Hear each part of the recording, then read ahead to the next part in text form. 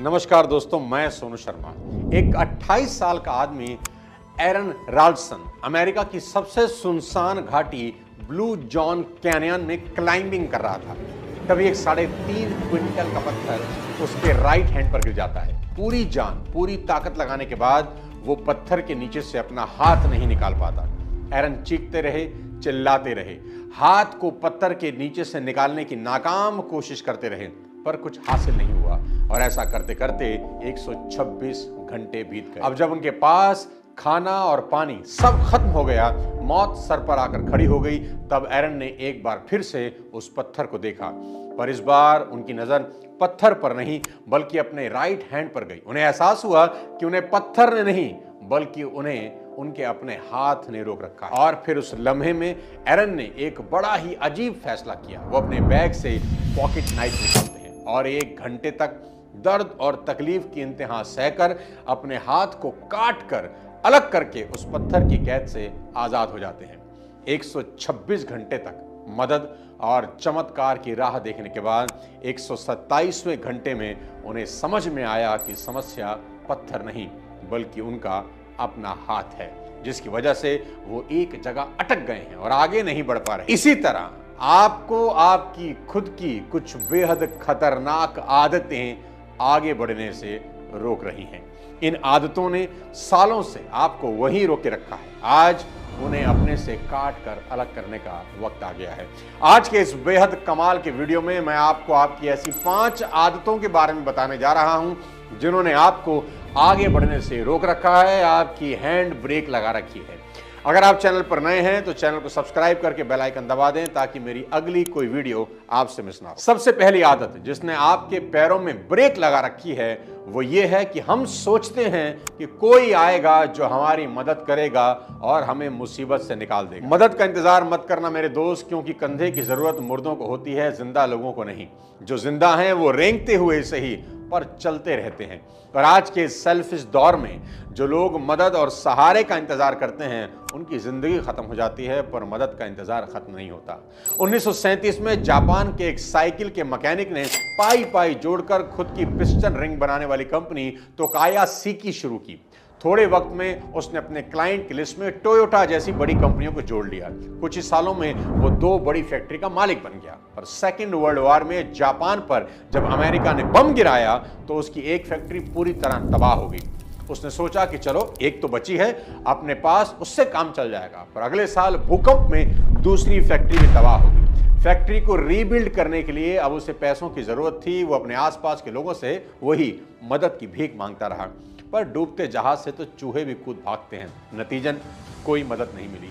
दुनिया भर की ठोकरें खाने के बाद उसे यकीन हो गया कि जो करना है खुद करना है और अपने पैर का कांटा खुद ही निकालना होगा।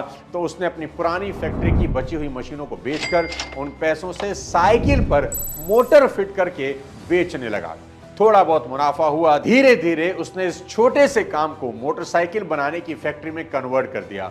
और इतिहास गवाह है कि जब कोई इंसान मदद और सहारे की उम्मीद छोड़कर खुद कुछ करने की ठान लेता है तो दुनिया की कोई ताकत उसे रोक नहीं पाती। और ठीक ऐसा ही हुआ। बर्बादी की चिता पर लेटे हुए उस आदमी ने अपने दम पर 35,000 करोड़ की कंपनी खड़ा कर दी। और उस आदमी का नाम था सोइचाइरो होंडा, जिसकी कंपनी को आज पूरी दुनिया होंडा के नाम से जानती है। इसलिए इस इंतजार में कभी मत बैठना कि कोई आएगा और तुम्हें नदी पार कराएगा, बल्कि तैरना सीखना, अपनी नाव खुद बनाना और गहरे पानी में बिना डरे उतर जाओ और पूरी दुनिया जीत लेना। और मेरी बात याद रखना कि अपने पैर का कांटा खुद ही निकालना पड़ता है। दूसरी आदत जो आपको आगे बढ़ने से रोक रही है और कुछ नया नहीं करने दे रही, वो ये सोचना कि अगर मैं फेल हो गया तो क्या होगा। मैं आपको बता दूं, कुछ नहीं होगा। इसलिए उठो और आगे बढ़ो। दुनिया के सारे नाकाम लोगों की नाकामी की सबसे बड़ी वजह यह है कि वो कामयाबी की गारंटी तलाशते रहते हैं। वो एक ऐसी नौकरी, एक ऐसा काम करना चाहते हैं जिसमें सफलता की 100% गारंटी हो, जबकि हर सफलता की इमारत की बुनियाद असफलता ही होती है। जिस तरह क्रिकेट की दुनिया में सचिन तेंदुलकर को महानतम माना जाता है, कुछ उसी तरह का रुतबा बास्केटबॉल में माइकल जॉर्डन का है। पर एक बार उन्होंने कहा था कि मैंने अपने करियर में 9000 शॉट्स मिस किए, 300 से ज्यादा गेम हार गया, 26 बार मैंने ऐसे शॉट मिस किए जो मेरी टीम की हार का कारण बने। पर आज मेरी कामयाबी, मेरे रुतबे की सबसे बड़ी वजह मेरे यही फेलियर। दोस्तों, आप में से ना जाने कितने लोगों में काबिलियत है कुछ बड़ा करने की, पर आप इस डर से वो काम शुरू नहीं करते कि कहीं मैं फेल ना हो जाऊं। दुनिया में सिर्फ वही इंसान फेल हुआ है जो फेलियर से डर गया। आज दुनिया की सबसे बड़ी फिल्म प्रोडक्शन कंपनी में गिने जाने वाली डिज्नी स्टूडियो के मालिक ने भी जब फिल्में बनाना शुरू किया तो एक एक करके सारी फिल्में फ्लॉप हो गई। स्टीव जॉब्स को तो उनकी खुद की बनाई कंपनी एप्पल से धक्के मारकर बाहर निकाल दिया गया और जब वापस बुलाया गया तो एप्पल के चीथड़े उड़े हुए थे। उन्होंने तो कोई गारंटी नहीं मांगी कि एप्पल के सक्सेस होने की गारंटी दो तभी वापस ज्वाइन करूंगा, बल्कि स्टीव जॉब्स तो बस लग गए एप्पल को सक्सेसफुल बनाने में और अपने जुनून और मेहनत से उन्होंने न सिर्फ एप्पल को रीबिल्ड किया बल्कि कुछ सालों में ही घाटे की कंपनी को दुनिया की सबसे वैल्यूएबल कंपनी बना दिया। इसलिए साथियों, कभी फेल होने का सोचकर अपने कदम पीछे मत खींचना, क्योंकि फेलियर ही दुनिया का सबसे महंगा लेकिन सबसे जरूरी सबक होता है। इसलिए डरो मत, बस कर जाओ, क्योंकि इंसान कभी हारता नहीं, या तो जीतता है या फिर सीखता है। तीसरी गलत मेंटेलिटी जो इंसान को आगे बढ़ने से रोकती है, उसका यह सोचना कि मुझसे हो नहीं पाएगा, मेरे में कहां इतनी कैपेबिलिटी है।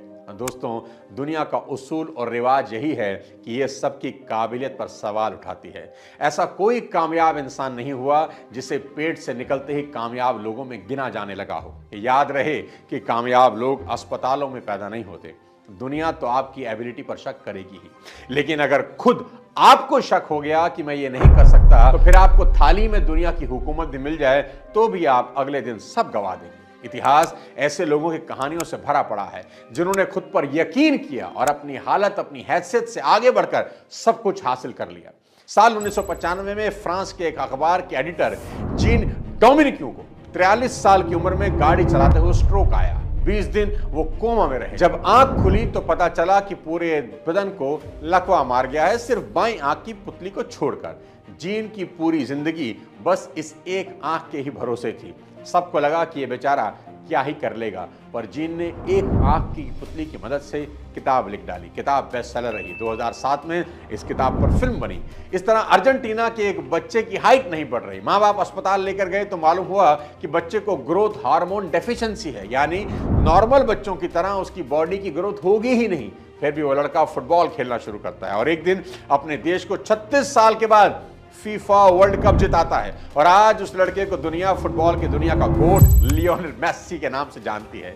चाहे जीन हो या मेस्सी, दोनों को खुद पर भरोसा था। भले दुनिया कुछ भी सोच रही थी और उस भरोसे की ताकत की वजह से आज पूरी दुनिया को उनकी काबिलियत माननी पड़ी, क्योंकि आपकी काबिलियत तब तक कोई नहीं मानेगा जब तक आप मनवा नहीं लेते। इसलिए यह कहने की बजाय मुझसे नहीं होगा, खुद से यह पूछना शुरू करो कि मुझसे क्यों नहीं होगा। आप अपनी जिंदगी का ही नहीं दुनिया का भी इतिहास बदल कर रखते हैं। चौथी गलत मेंटेलिटी जो हमको बांधे हुए है वो ये सोचना कि अगर आज तक सफल नहीं हुए तो अब कैसे हो जाएंगे, अब तो समय चला गया, अब तो वक्त बीत गया। कितने भी नाकाम लोग हों, सबकी जिंदगी में देर सवेर सहे एक लाइफ चेंजिंग अपॉर्चुनिटी जरूर आती है, पर सब एक कॉमन मिस्टेक करते हैं। अक्सर वो ये सोचकर कोशिश छोड़ देते हैं कि अब क्या फायदा, अब तो बहुत देर हो गई, अब तो हो ही नहीं सकता। जबकि मेहनत का बीज पेड़ बनने में समय भले ही ले, व्यर्थ कभी नहीं जाता।